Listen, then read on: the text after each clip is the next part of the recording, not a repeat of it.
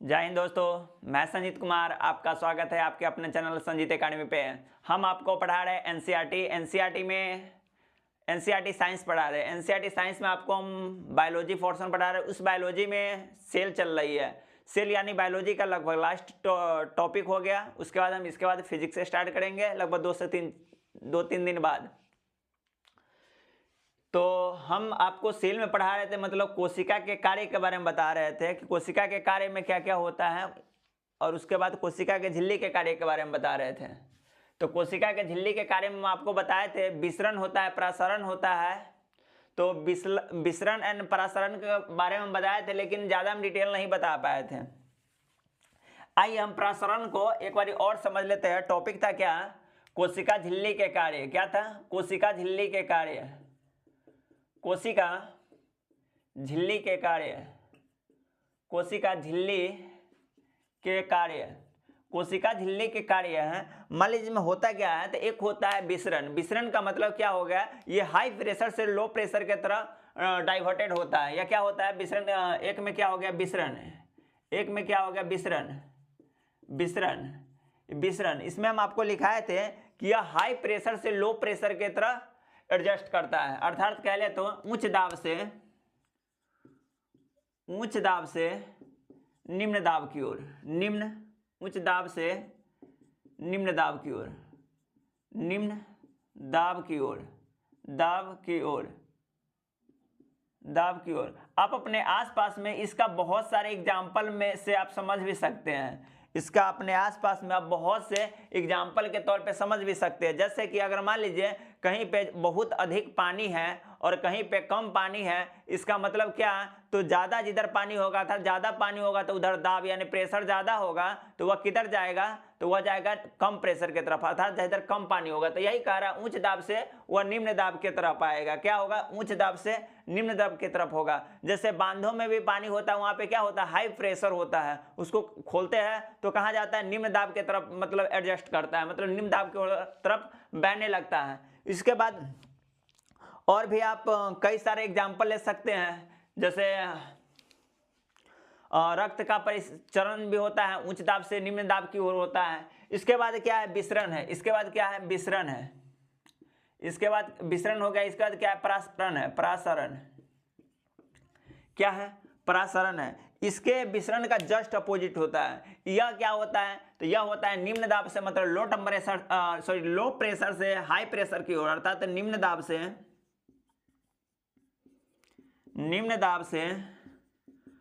उच्च दाब की ओर शिफ्ट होता है। निम्न दाब से उच्च दाब की ओर बहता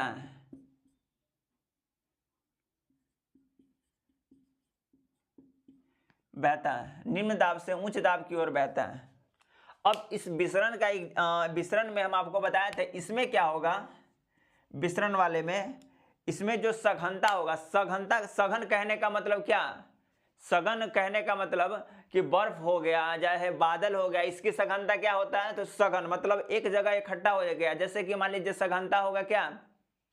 तो ठोसों में सघनता ज्यादा होती है, ठीक है। तो क्या हो गया? सघनता अर्थात तो उसके अणु एक दूसरे के नजदीक हो। क्या होगा? एक दूसरे के अणु नजदीक हो, उसे सघनता बोलेंगे। तो सघनता। सांद्रता का मतलब क्या होता है? इसमें क्या होता है? इसमें अधिक सांद्रता से, इसमें आप कह सकते हैं अधिक सांद्रता से, विसरण में आप कह सकते हैं कि अधिक सांद्रता से निम्न सांद्रता की ओर जाता है। अधिक सांद्रता का मतलब क्या? जैसे आप गांव घर में लड्डू को देखे हुए, लड्डू का मतलब का चीनी वाला लड्डू, या चीनी का पाक आप देखे होइएगा, चीनी का चाशनी उसको बोलते हैं। चीनी का चाशनी देखे होइएगा। हम आपको संतृप्त, असंतृप्त एंड पैरासंतृप्त बताए थे, उस समय भी बताए थे आपको। हम बताए थे संतृप्त के बारे में, असंतृप्त के बारे में और पैरासंतृप्त के बारे में। पैरासंतृप्त कब होता है? तो पैरासंतृप्त होता है क्या? जब अधिक टेम्परेचर देकर उससे और, मतलब चाशनी को और ज्यादा सांद्रता, मतलब सांद्रता कहने का मतलब और ज्यादा उसको गाढ़ा किया जाता है, तो वहां पे क्या होगा? अधिक सांद्रता होगा। तो क्या होगा? अधिक सांद्रता होगा। तो विसरण में क्या होगा? अधिक सांद्रता होगा और सघनता भी अधिक होगा। इसके बाद हम आपको बता दिए थे विसरण और परासरण बता दिए थे। अब इसके बाद एक टॉपिक लिखिएगा, प्लाज्मोलेसिस। क्या है? प्लाज्मोलेसिस लिखिएगा। इसके बाद लिखिएगा प्लाज्मोलेसिस। ये हम आपको बता दिए थे। विसरण, विसरण में क्या होगा, अब बस आप इतना ही याद रखिएगा, विसरण में होता है high pressure to low pressure, प्रसारण में होता है low pressure to high pressure. और एक टॉपिक लिखिएगा क्या, प्लाज्मोलेसिस, प्लाज्मोलेसिस,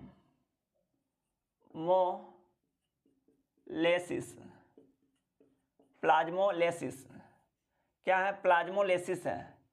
इस प्लाज्मोलेसिस में क्या होता है, तो प्लाज्मोलेसिस में आप एक चीज़ देखे होइएगा कि कभी भी अगर मान लीजिए रसगुल्ला हो गया, रसगुल्ला को क्या चाशनी में रखा जाता है, तो आप एक चीज़ देखे होइएगा कि अगर मान लीजिए कोई भी पदार्थ, जैसे कि मान लीजिए गर्म बालू हो गया, मतलब बालू हो गया, अगर उसमें हम पानी का हल्का बूंद लिखेंगे तो क्या वह अपनी तरफ ऑब्जर्व कर लेता है, बालू अपनी तरफ ऑब्जर्व कर लेगा। या फिर आप ये भी कह सकते हैं रसगुल्ला को अगर आप रस से बाहर निकाल दीजिएगा तो रसगुल्ला क्या हो जाता है, सूख जाता है, मतलब सूखा हुआ हो जाता है। जिस तरह से वह चाशनी में रहता है उस तरह से नहीं रहता है। अर्थात इसका कहने का मतलब ये है, इसका कहने का मतलब ये है कि अगर मान लीजिए कोई भी कोशिका अधिक सांद्रता वाला है, अगर कोई भी पदार्थ अधिक सांद्रता वाला है, मतलब कहने का मतलब इसमें पानी की मात्रा बहुत ही नगण्य अवस्था में, मतलब बहुत ही कम अवस्था में है, तो उस कंडीशन में क्या होता है, उस कंडीशन में होता है कि अगर मान लीजिए किसी भी पदार्थ में अगर पानी की मात्रा कम है, लेकिन अगर कोई पदार्थ हम पानी वाला रख दें तो क्या करेगा, उसमें का टोटल पानी वह सोख लेगा। क्या करेगा, सोख लेगा। क्या करेगा, सोख लेगा। तो वही क्या कहता है, प्लाज्मोसिस वही अभिक्रिया, प्लाज्मोसिस वही प्रक्रिया करता है। प्लाज्मोसिस क्या करता है, वही प्रक्रिया करता है। जब अधिक सांद्रता वाला यदि कोई विलयन हो, उस विलयन में कोई जल वाला पदार्थ रख दिया जाए, अधिक सांद्रता वाले विलयन में यदि कोई जल वाला पदार्थ रख दिया जाए, तो जो जल वाला पदार्थ होता है ना, उसमें से पानी खींच लेता है। जो अधिक सांद्रता वाला रहता है वह पानी खींच लेता है अपनी तरफ, और जब पानी खींच लेगा तो जो पानी वाला पदार्थ रहेगा वो क्या बन जाएगा, पानी वाला जो पदार्थ रहेगा वो क्या बन जाएगा, तो एकदम सूख जाएगा। और उस कंडीशन में अगर सूख जाएगा और यही प्रक्रिया शरीर में चलने लगेगा तो सूख जाएगा, तो क्या करेगा, वहां की कोशिकाएं डैमेज हो जाएगी, अर्थात उसकी मृत्यु हो जाएगी। तो इसी के बारे में हम लिखने का प्रयत्न करते हैं। लिखिएगा कि जब कोशिका, जब अधिक सांद्रता वाले कोशिका में, जब अधिक सांद्रता वाले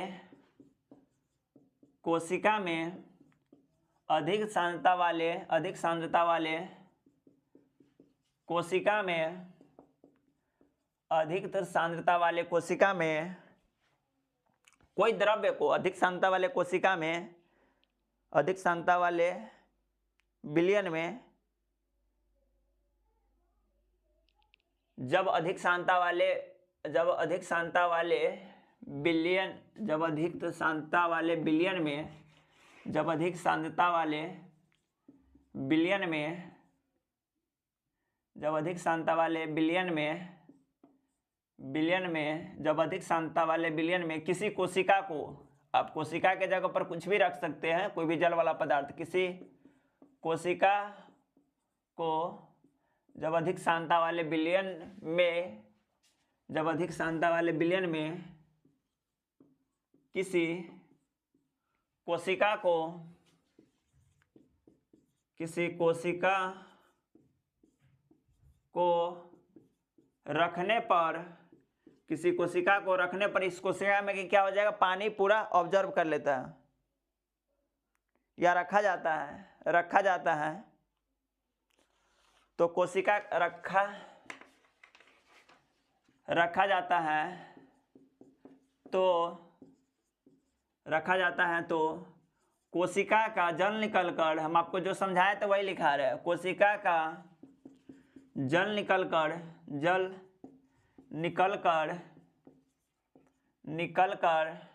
कोशिका का जल निकलकर अधिक सांद्रता वाले, कोशिका का जल निकलकर अधिक सांद्रता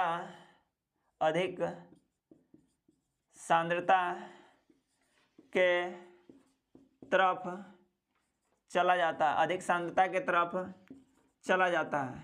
क्या होता है, अधिक सांद्रता के तरफ चला जाता है। और इसमें, और इससे कोशिका सूखने लगता है, इससे कोशिका सूखने लगता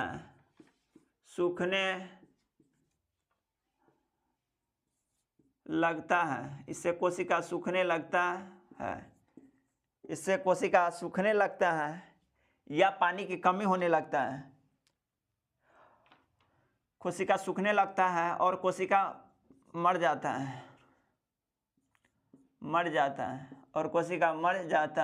है। इसी प्रक्रिया को क्या बोलेंगे? इसी प्रक्रिया को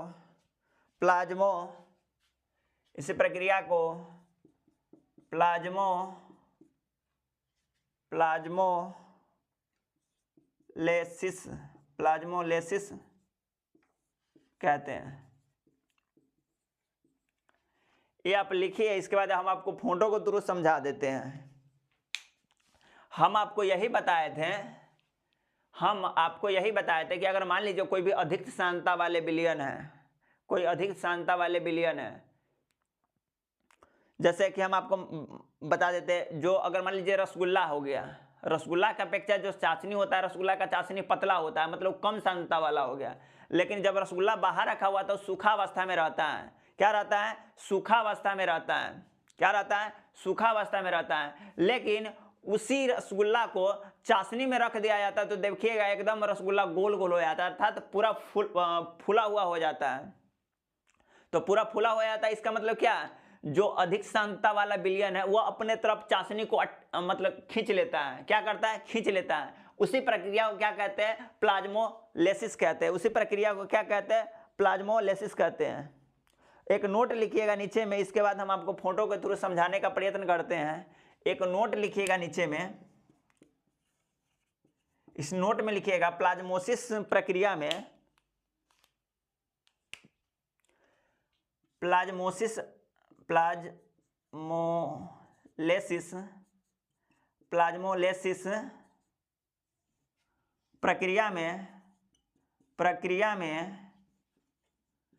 प्रक्रिया में खाद्य बंद या डिब्बा बंद खाद्य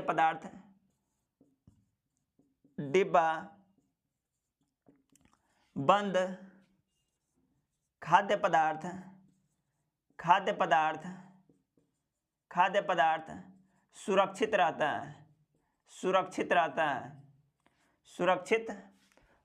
है।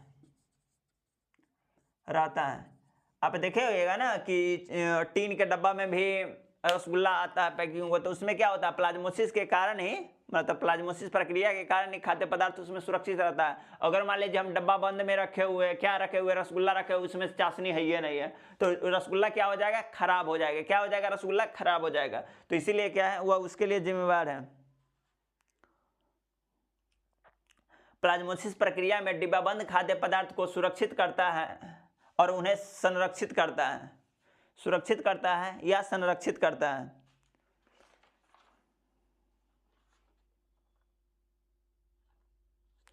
जैसे हम आपको एक फोटो हम बोल रहे थे, देखिए हम फोटो हम बना रहे, इसको लिख लिए होइएगा, नहीं लिखे होइएगा तो नीचे वीडियो रोक कर लिख लीजिएगा।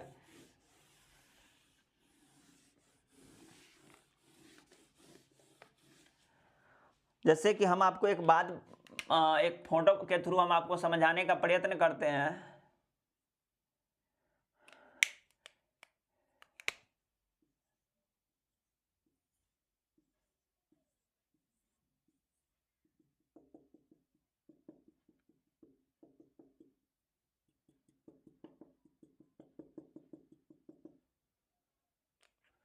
ये क्या है? ये रिक्तिका है। क्या है? रिक्तिका है। क्या है? रिक्तिका है। क्या है? रिक्तिका है। उसके बाद प्लाज्मोसिस अभिक्रिया करेंगे। कहाँ? इसके बाद क्या? एक जल वाले कोई पदार्थ है, जल वाले पदार्थ है, इसमें क्या? ऑस्मोसिस इसको बोलते हैं। इसी को प्लाज्मोसिस को ऑस्मोसिस भी बोलते हैं। ऑस्मोसिस भी बोलते हैं। तो इसको क्या करेंगे? ऑस्मोसिस प्रक्रिया करेंगे। ऑस्मोसिस करेंगे, ठीक है, ऑस्मोसिस करेंगे।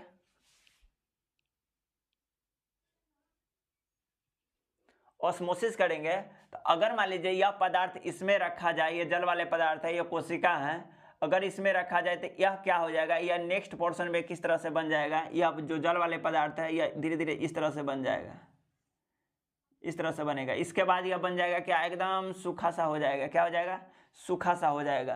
तो यही होता है ऑस्मोसिस प्रक्रिया होता है, यही क्या होता है, ऑस्मोसिस प्रक्रिया होता है। और जब धीरे धीरे ऐसे आते आते इसका क्या हो जाता है, डेथ हो जाता है। ये धीरे धीरे आते आते इसका क्या हो जाएगा, कोशिका का डेथ हो जाएगा। क्या हो जाएगा, कोशिका मर जाएगा, मतलब मृत्यु हो जाएगा, मर जाएगा, कोशिका मर जाएगा, कोशिका मर जाएगा, मर जाएगा। क्या होगा, कोशिका मर जाएगा। क्या होगा, कोशिका का मृत्यु हो जाएगा। तो ये ऑस्मोसिस प्रक्रिया था, इसको आप समझ लिए होइएगा। इसके बाद हम पढ़ेंगे क्या, तो दोहरी कोशिकांग के बारे में पढ़ेंगे, मतलब दोहरी झिल्ली कोशिकांग के बारे में पढ़ेंगे।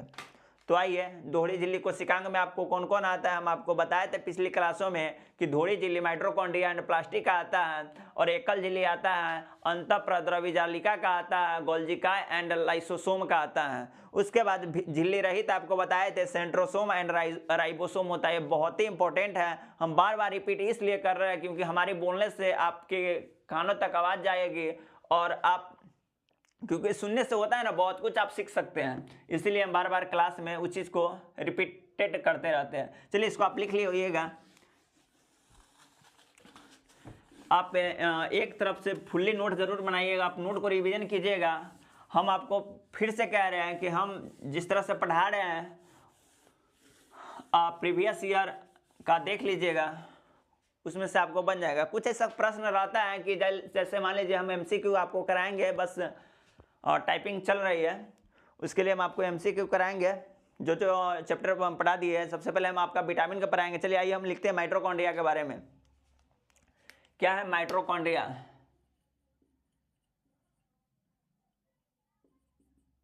माइटोकॉन्ड्रिया के बारे में आपको बताएंगे, माइटोकॉन्ड्रिया के बारे में।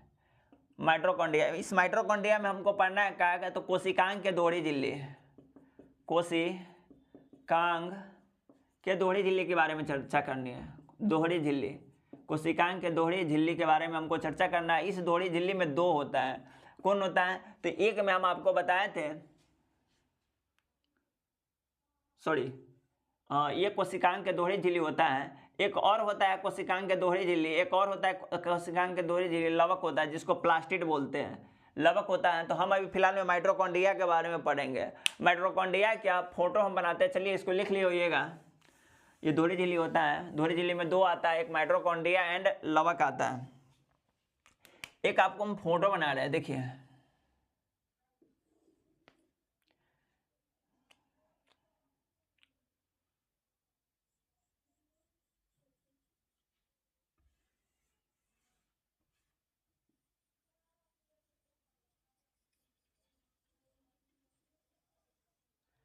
ये मान लीजिए माइटोकॉन्ड्रिया है। क्या है, माइटोकॉन्ड्रिया है। माइटोकॉन्ड्रिया में क्या हो गया, ये आपका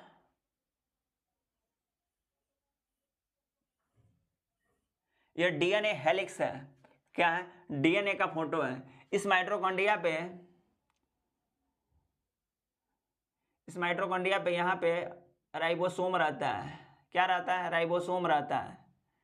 और ये हो गया माइटोकॉन्ड्रिया हो गया, ठीक है, राइबोसोम हो गया, ये डीएनए हो गया।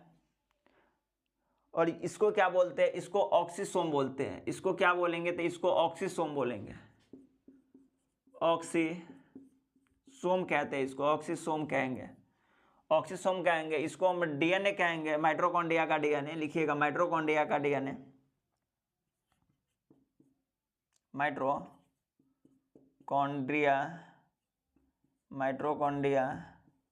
का डीएनए, ये हो गया बाह्य परत हो गया। ये क्या हो गया, ये बाह्य परत हो गया, बाह्य परत हो गया, ठीक है। ये अंगुलीनुमी संरचना हुआ है, इसके बोलते क्रिस्टी बोलते हैं, क्रिस्टी बोलेंगे, क्रिस्टी। अंगुलीनुमी संरचना है, उसको क्या बोलेंगे, क्रिस्टी बोलेंगे। अंगुलीनुमी संरचना है, उसको क्या बोलेंगे, क्रिस्टी बोलेंगे। क्या कहेंगे, क्रिस्टी बोलेंगे। चलिए आइए माइटोकॉन्ड्रिया के बारे में समझने का प्रयत्न करते हैं। और इसको क्या बोलेंगे, इसको राइबोसोम बोलते हैं। इसको क्या बोलेंगे, ये जो दाना दाना टाइप से, इसको क्या बोलेंगे, राइबोसोम बोलेंगे, राइबोसोम। इसको क्या कहेंगे, राइबोसोम कहेंगे। आइए माइटोकॉन्ड्रिया के बारे में लिखने का प्रयत्न करते हैं। लिखिएगा इसके बारे में, माइटोकॉन्ड्रिया के बारे में लिखिएगा। इस एक पॉइंट तो आप ये लिखिए लिए कि माइटोकॉन्ड्रिया दोहरी झिल्ली होता है। तो लिखिएगा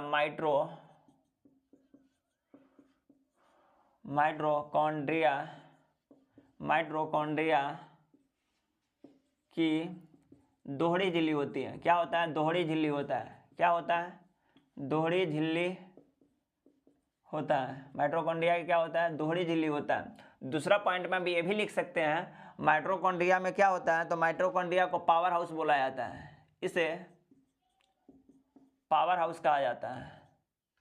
इसे पावर हाउस कहा जाता है। कोशिका का पावर हाउस कहा जाता है इसे पावर हाउस कहा जाता है। इसे क्या कहा जाता है, तो इसे पावर हाउस कहा जाता है। उसके बाद फोटो का बना लिए होइएगा, टॉपिक लिखने के बाद फोटो बना लीजिएगा, ठीक है। और फोटो बनाने के जस्ट नीचे से वो लिखना है। इसको मिटाते हैं, यहाँ से ऑक्सीसोम है था ही, ठीक है। उसके बाद माइटोकॉन्ड्रिया एटीपी का निर्माण करता है, अर्थात यह ऊर्जा का निर्माण करता है। यानी माइटोकॉन्ड्रिया यह एटीपी का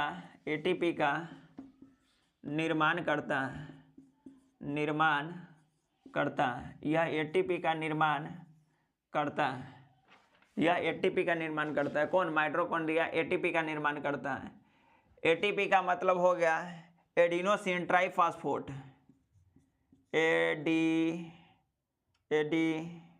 एडिनोसिन ट्राइफॉस्फेट,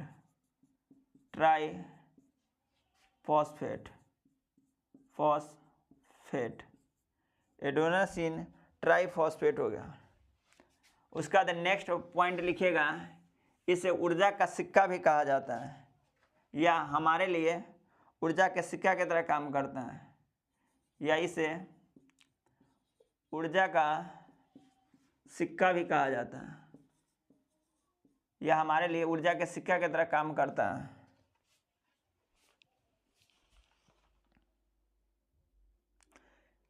इतना लिख लिए। इसके बाद लिखिएगा,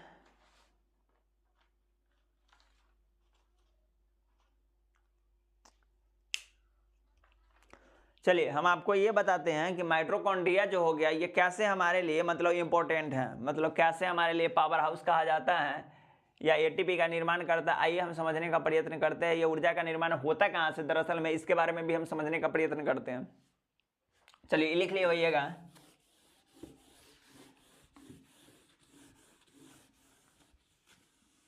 अगर आपको लगे कि हम थोड़ा स्लोली पढ़ा रहे हैं तो आप वीडियो को 1.5 या 1.25 पे भी देख सकते हैं, क्योंकि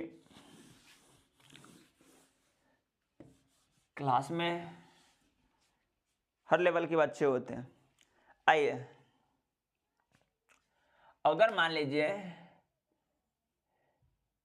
कि यह कोशिका का पावर हाउस है, क्या है, अगर मान लीजिए कोशिका का पावर हाउस है, तो यह क्या करेगा, तो यह क्या, हम लोग भोजन खाएंगे, क्या करेंगे, भोजन खाएंगे, भोजन का पाचन होगा, और पाचन के बाद दूसरा स्थिति में हम क्या करेंगे, शोषण करेंगे। क्या करेंगे, शोषण करेंगे। और शोषण के बाद क्या करेंगे, तो शोषण करेंगे, तो शोषण क्या, ऑक्सीजन का शोषण करेंगे। तो ये भोजन का पाचन करेंगे, तो ये दोनों क्या करेगा, विखंडन करेगा। क्या करेगा, विखंडन करेगा। क्या करेगा, विखंडन करेगा। जब ये विखंडन करेगा तो विखंडन करने का मतलब ये निर्माण करेगा, मतलब ये विखंडन या निर्माण कह लीजिए, विखंडन करेगा। क्या करेगा, विखंडन करेगा। क्या करेगा, विखंडन या निर्माण करेगा, विखंडन करेगा। विखंडन करेगा। जब ये विखंडन करेगा तो किसका विखंडन करेगा, तो यहाँ पे जो मिलेगा ये C6H12O6, C6H12O6 प्लस ऑक्सीजन रहेगा। ये दोनों यहाँ पे मिलेगा, मतलब भोजन के रूप में हमें ग्लूकोज मिला और ग्लूकोज के बाद क्या ऑक्सीजन मिला। यह ऑक्सीजन आ जाएगा कहाँ, तो यह ऑक्सीजन आ जाएगा एटीपी के रूप में। उसके बाद कहाँ आ जाएगा, एटीपी के रूप में आ जाएगा। यह एटीपी जो हो गया यह हमें क्या देगा, ऊर्जा देगा। क्या देगा, ऊर्जा देगा। और जब यह हमें ऊर्जा देगा तो कहाँ यह ऊर्जा जाएगा, हमारे पूरा शरीर में जाएगा। पूरी शरीर में यह ऊर्जा जाएगा, पूरी शरीर में ऊर्जा जाएगा।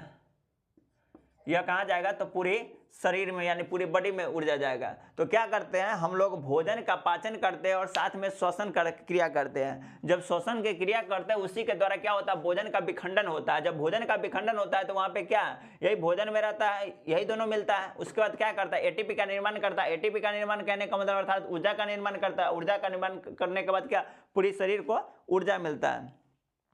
क्या करता है, पूरी शरीर को ऊर्जा मिलता है। आइए इसके बाद हम पढ़ेंगे माइटोकॉन्ड्रिया के संरचना के बारे में। जब हम माइटोकॉन्ड्रिया का फिगर बनाए थे तो उसमें हम आपको चर्चा किए थे। उसमें क्या होता है, उंगली नुमा संरचना होती है, उसे क्रिस्टी बोलते हैं। उसमें राइबोसोम की होता है जो क्रिस्टी के जस्ट ऊपर होता है। उसमें ऑक्सीसोम भी होता है और डीएनए भी होता है। तो उसी के बारे में हम लिखेंगे।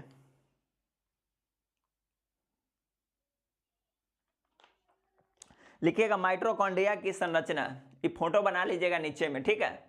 ये हम आपको समझाने का प्रयत्न किए हैं कि जो माइटोकॉन्ड्रिया को ऊर्जा का पावर हाउस कहा जाता है। क्यों कहा जाता है, या इसीलिए हम आपको बताएं। जो माइटोकॉन्ड्रिया ये पावर हाउस हो गया। पावर हाउस कहने का मतलब ये हो गया, भोजन का पाचन करता है, शोषण करता है माइटोकॉन्ड्रिया, ठीक है। चलिए लिख लिए होइएगा। इसके बाद लिखिएगा माइटोकॉन्ड्रिया की संरचना। माइटोकॉन्ड्रिया की संरचना के बारे में लिखिएगा।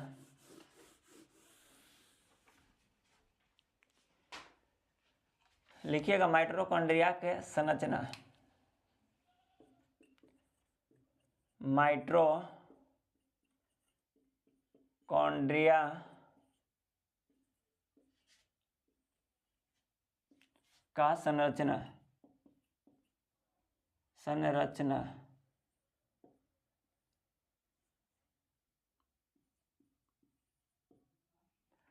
माइटोकॉन्ड्रिया के संरचना। माइटोकॉन्ड्रिया के संरचना के बारे में लिखिएगा। एक नंबर में लिखिएगा कि इसकी बाह्य परत बहुत सरल और मुलायम होता है, यानी साफ होता है। लिखिएगा इसकी बाह्य परत सरल एवं साफ होता है। सरल एवं साफ होता है। किसकी बाह्य परत, माइटोकॉन्ड्रिया के बाह्य परत सरल एवं साफ होता है। नंबर 2 में लिखिएगा इसकी आंतरिक परत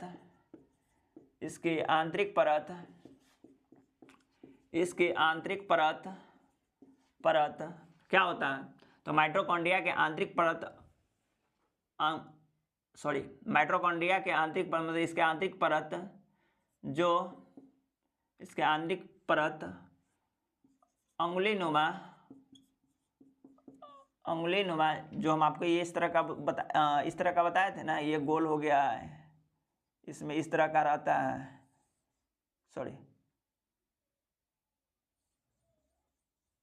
ये जो अंगुली नुमा संरचना है वही आंतरिक परत अंगुली नुमा संरचना का होता है, ठीक है। तो इसके आंतरिक परत अंगुली नुमा संरचना का होता है। अंगुली नुमा संरचना वाली होती है। अंगुली नुमा संरचना वाली होती है जिसे क्रिस्टी कहा जाता है। जिसे क्रिस्टी कहा जाता है। जिसे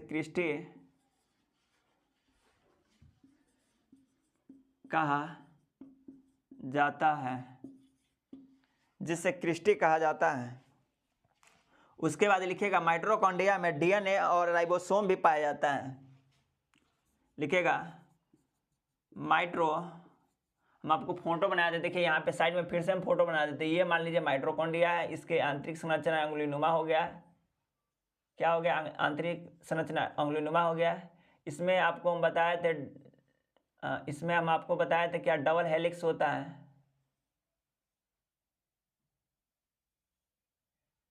ये डबल हेलिक्स हो गया, मतलब डीएनए हो गया। यहीं पे हम आपको बताए थे कि राइबोसोम होता है। ये डीएनए हो गया आपका, ये डीएनए हो गया, ये ऊपर वाला राइबोसोम हो गया। तो वही लिखना है, माइटोकॉन्ड्रिया।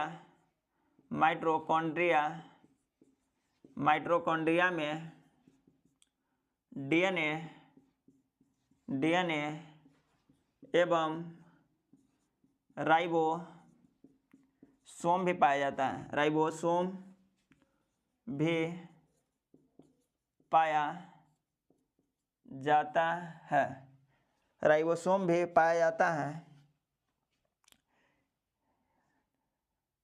राइबोसोम भी पाया जाता है। आपको ये पता होना चाहिए कि जो राइबोसोम होता है यह प्रोटीन का निर्माण करता है। क्या करता है? प्रोटीन का निर्माण करता है। क्या करता है? प्रोटीन का निर्माण करता है। जो राइबोसोम होता है वह क्या करता है? प्रोटीन का निर्माण करता है। इसीलिए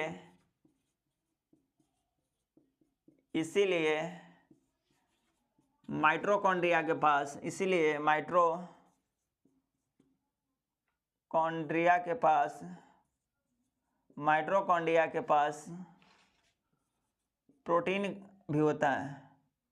प्रोटीन भी होता है। माइटोकॉन्ड्रिया के पास कुछ मात्रा में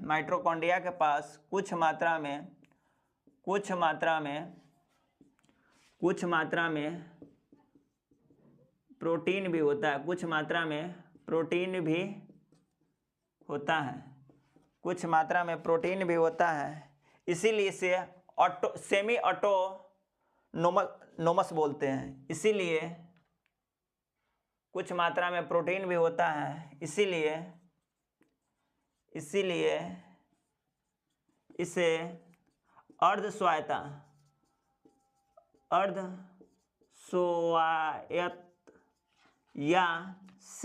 सेमी ऑटोनोमस बोलते हैं। सेमी ऑटोनोमस कहा जाता है। नीचे दिख रहा होगा, नहीं तो लिख लीजिएगा। इसीलिए इसे अर्ध स्वायत्त या सेमी ऑटोनोमस कहा जाता है। किसको? माइटोकॉन्ड्रिया के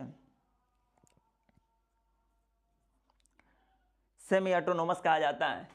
हम आपको बताएं कि माइटोकॉन्ड्रिया में इसकी बाह्य परत होती है जो सरल और साफ होता है। इसकी आंतरिक परत होती है जो अंगुलीनुमा संरचना में होती है। जैसे अंगुली हो गया, जिस तरह से गड्ढा बना हुआ उसी तरह से होता है। तो इसकी आंतरिक परत अंगुलीनुमा संरचना वाली है, जिसे क्रिस्टी कहा जाता है। माइटोकॉन्ड्रिया में डीएनए व राइबोसोम भी पाया जाता है। इसलिए माइटोकॉन्ड्रिया कुछ मात्रा में प्रोटीन का निर्माण करता है। दरअसल में होता क्या है कि माइटोकॉन्ड्रिया के पास अपना राइबोसोम भी होता है। जब राइबोसोम होगा तो राइबोसोम को काम ही है प्रोटीन का निर्माण करना।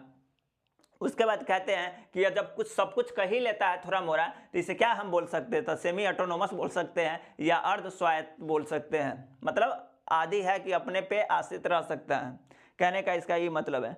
आइए, ये तो आपका हो गया याद करने लिखने के लिए। और इसके बाद हम एक चीज़ और आपको बताते हैं, वहाँ से आप ये चीज़ ध्यान में रखिएगा कि माइटोकॉन्ड्रिया में जो डीएनए होता है वह आनुवंशिकता की जानकारी देता है। क्या करता है? मान लीजिए ये माइटोकॉन्ड्रिया हो गया, माइटोकॉन्ड्रिया हो गया। यह क्या करता है हमें? यह डीएनए, माइटोकॉन्ड्रिया में क्या होता है? डीएनए होता है, और एक क्या होता है? राइबोसोम होता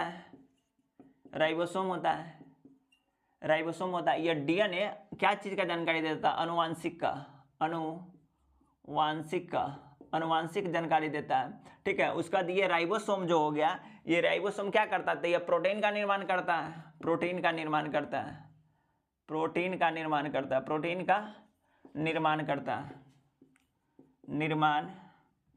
है। तो इसको भी आप नीचे लिख लीजिएगा, इसके जस्ट नीचे। चलिए, इसके बाद हम क्या पढ़ेंगे? लिखिएगा, एक नोट लिखिएगा। उसमें हम आपको पिछली क्लास भी बताए थे, जब हम रिप्रोडक्शन चैप्टर पढ़ाए थे, तो लगभग वहीं पे हम आपको बताए थे कि माइटोकॉन्ड्रिया जो होता है ना, यह हमें कहाँ से प्राप्त होती है। तो हम बताए थे आपको कि माइटोकॉन्ड्रिया में जो जीन होता है वह मातृपक्ष से प्राप्त होता है, अर्थात माता से प्राप्त होता है। तो उसी के बारे में नोट में लिखिएगा।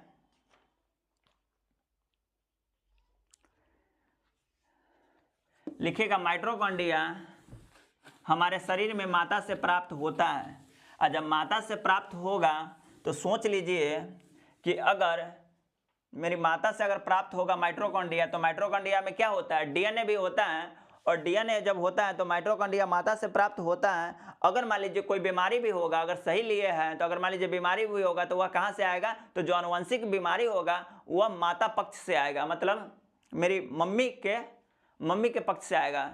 कहने का मतलब मेरी नानी की तरफ से आएगा। इसीलिए शादी में ये सब देखा जाता है। आइए लिखिएगा नोट में कि हमारे शरीर में, नोट में लिखिएगा हमारे शरीर में, ये आपको हम बताए भी थे, हमारे शरीर में माइटोकॉन्ड्रिया हमारे शरीर में माइटोकॉन्ड्रिया माता पक्ष से प्राप्त होता है।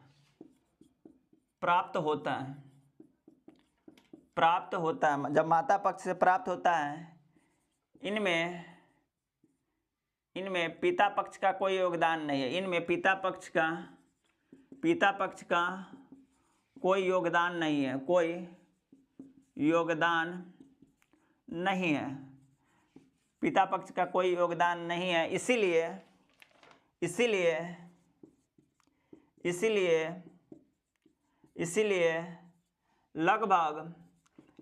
लगभग सभी आनुवंशिक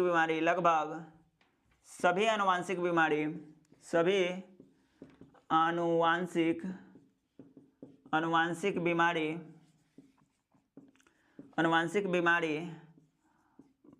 माता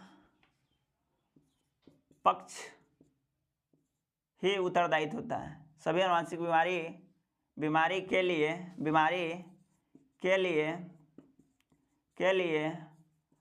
माता पक्ष ही जिम्मेदार होता है, जिम्मेदार या उत्तरदायित्व होता है, उत्तरदायित्व होता है। ठीक है, इसको आप लिख लिए। उसके बाद लिखिएगा एक और नोट लिखिएगा, माइटोकॉन्ड्रिया के बारे में सर्वप्रथम किसने बताया था? माइटोकॉन्ड्रिया के बारे में सबसे पहले रिचर्ड अल्टमैन ने बताया था। अगर आप ग्रुप डी, रेलवे, एनटीपीसी या एएलपी का एग्जाम दे रहे हैं तो आपसे ये जरूर पूछेगा कि माइटोकॉन्ड्रिया का खोज किसने किया था सर्वप्रथम। तो माइटोकॉन्ड्रिया का खोज सर्वप्रथम किसने किया था, इसको लिख लीजिएगा आप। तो माइटोकॉन्ड्रिया का खोज सर्वप्रथम अल्टमैन ने किया था। दूसरा नंबर नोट लिखिएगा, उसमें लिखिएगा आप, दूसरा नंबर में लिखिएगा नोट में कि रिचर्ड अल्टमैन ने माइटोकॉन्ड्रिया के बारे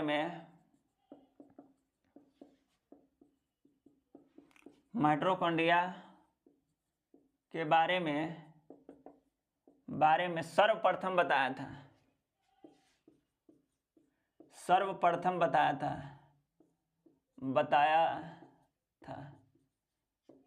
माइटोकॉन्ड्रिया के बारे में सर्वप्रथम बताया था।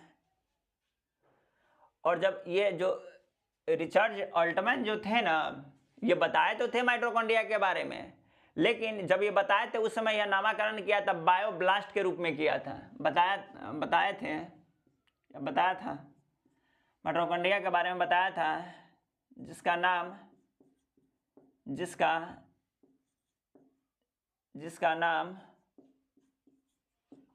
क्या था, तो जिसका नाम बायोब्लास्ट था।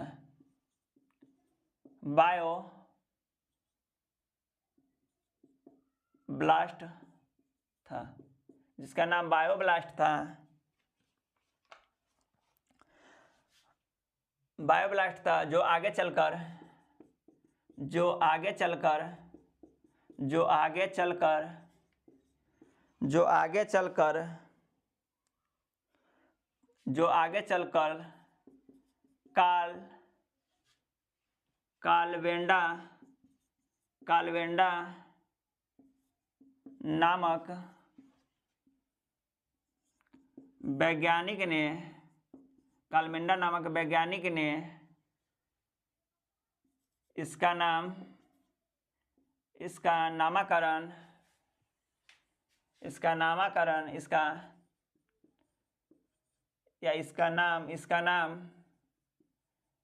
क्या रखा? तो माइटोकॉन्ड्रिया रखा। माइटोकॉन्ड्रिया रखा। अब देखिए, अब इम्पोर्टेंट इसमें क्या है? अब इसमें इम्पोर्टेंट है कि रिच अल्टमैन आपसे पूछे, क्या पूछे? रिच अल्टमैन पूछे माइटोकॉन्ड्रिया का खोज किसने किया था? रिच अल्टमैन आप मारिएगा। अगर आप ग्रुप डी बिहार पुलिस या आप एलपी टेक्नीशियन इस सब का एग्जाम दे रहे थे, क्या मारिएगा? रिचर्ड अल्टमैन माइटोकॉन्ड्रिया का खोज किसने किया था? Richard Altmann मारिएगा।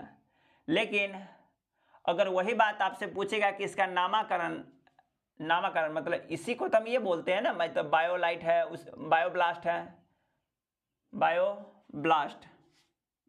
बायोब्लास्ट जो है, ये जो बायोब्लास्ट है इसी का नाम तो माइटोकॉन्ड्रिया है। तो सर्वप्रथम खोज किसने किया? तो अल्टमैन ने किया था। लेकिन इसका जो नामकरण था वह रखा था कौन?